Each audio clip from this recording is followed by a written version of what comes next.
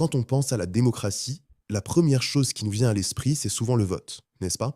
On va aux urnes tous les 4 ou 5 ans, et puis voilà. Mais que se passe-t-il entre deux élections? Voir la démocratie juste comme ça, comme un événement ponctuel, c'est une vision vraiment limitée. En réalité, c'est une pratique de tous les jours. C'est une action continue. La vraie question, c'est donc de savoir ce qui fait la force d'une démocratie au quotidien. Comment est-ce qu'on s'assure qu'elle fonctionne pour le bien de tous et pas seulement au moment où on dépose un bulletin dans l'urne? Et pour explorer cette question, on va se tourner vers une source assez inattendue. Pour combler un manque d'informations et éduquer sur le sujet, une initiative très créative a vu le jour. Et elle a pris la forme d'une bande dessinée.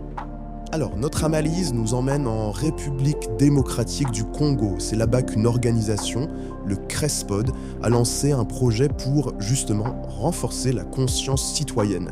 Et ils l'ont fait à travers une histoire super captivante. Et voici le personnage au cœur de toute cette démarche, Déborah. C'est une jeune élève décrite comme intelligente et très curieuse. Et c'est à travers ses yeux qu'on va découvrir, pas à pas, les rouages d'un État démocratique et le rôle essentiel que chaque personne peut y jouer. Bon, la première partie de son apprentissage, elle ne se passe pas dans une salle de classe, non, non. Ça se passe directement dans son environnement, dans la rue, à travers des situations très très concrètes. Tout commence avec une observation toute simple, une promesse qui n'a pas été tenue. Une route que les autorités de sa commune avaient promise, eh bien, elle reste inachevée. C'est le genre de problème que beaucoup de gens pourraient juste accepter avec résignation. Mais Déborah, elle se pose des questions. Et c'est là toute la question. Face à l'inaction des pouvoirs publics, quel est le pouvoir d'une personne ordinaire? Est-ce qu'il y a des leviers d'action? Ou est-ce qu'on est juste impuissant? Et voilà, la première grande leçon de Déborah. Ce qui est vraiment intéressant ici, c'est qu'elle découvre ce concept clé, le contrôle citoyen. Il ne s'agit pas juste de se plaindre, non, il s'agit d'exercer un droit fondamental, le droit de demander des comptes sur l'utilisation de l'argent public. Cet argent qui, comme la BD l'explique bien, vient des impôts de tout le monde. Le point crucial, il est donc là. Le message est direct, il est puissant. La démocratie, ce n'est pas un truc passif.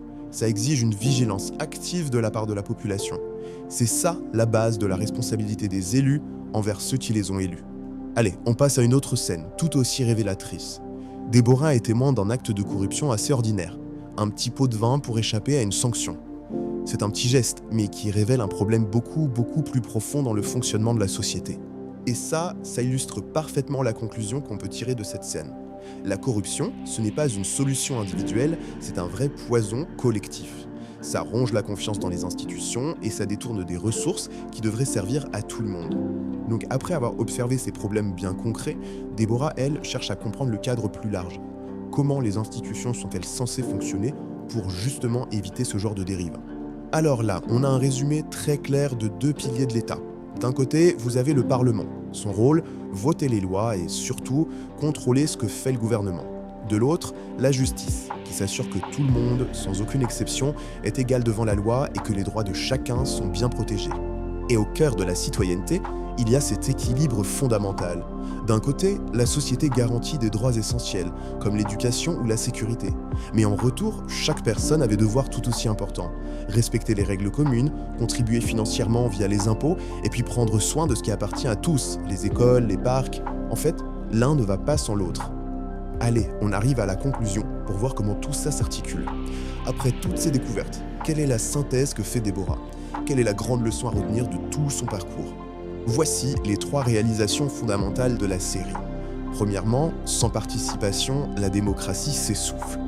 Deuxièmement, cette participation, elle doit être éclairée, c'est-à-dire qu'elle doit être basée sur une bonne compréhension du système. Et enfin, un message d'espoir, les jeunes ne sont pas de simples spectateurs, mais des acteurs essentiels du changement. C'est la phrase qui vient clore la série, et franchement, elle résume tout. C'est le message final de Déborah. L'amélioration d'un pays, ce n'est pas seulement l'affaire des dirigeants, non. C'est un projet collectif où chaque citoyen, par sa compréhension et son engagement, a un rôle déterminant à jouer. Et pour finir, cette analyse nous laisse avec une question en suspens. Au-delà de l'histoire de Déborah en RDC, comment est-ce que ces principes de contrôle, de responsabilité et de participation se manifestent au quotidien? La réponse varie sûrement d'un endroit à l'autre, mais la question, elle, reste universelle.